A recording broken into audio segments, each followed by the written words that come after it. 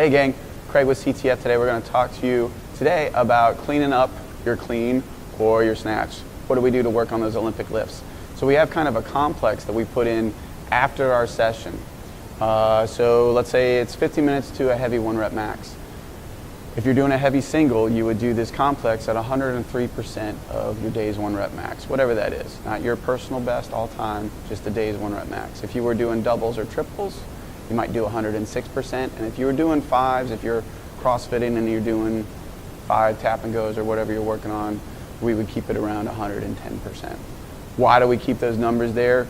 We want to keep the integrity of the movement while we're doing it. When the weight gets too heavy, sometimes it can get really, really sloppy. There's a lot of reps in this little complex when it comes to, Olympic lifts. Anything usually over 3 reps is like mind-blowing.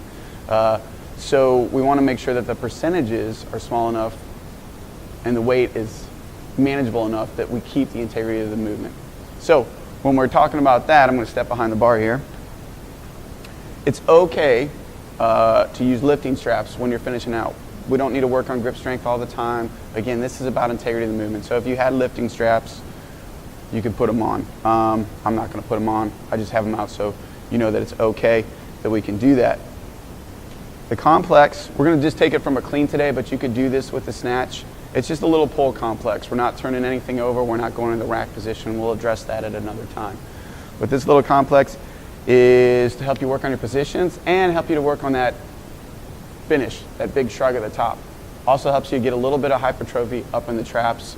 Guys, if you really want to go heavy, you can get the no neck scene going on. But again, this is about functionality, all right, helping us through our Olympic lifts. So setup is all the same for your clean. When we get all in here, you guys know how to do this, right? If you don't know, we have other videos for this, so this might be a little bit too much for you right now, all right? So again, setting up, all we're going to do is we're going to hit a pause at the knee, right above the knee, for 2 seconds. So everything's tight, pause, 1001, 1002, and then you're going to hit 3 pulls, up, pop, pop, pop. All right, you're going to make sure those are as good as you can make it, trying to keep your back super, super tight.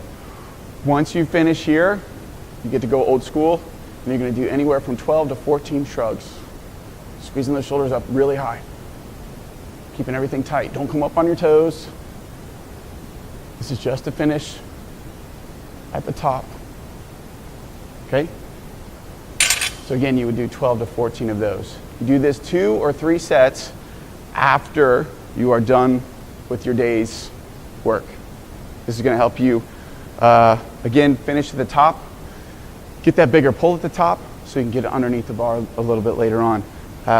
Doing this for 1 month, jumped my power clean up by 10 pounds, which is good. I've been training for about 5 years now on the Olympic lifts, so just doing these little things can go a long way.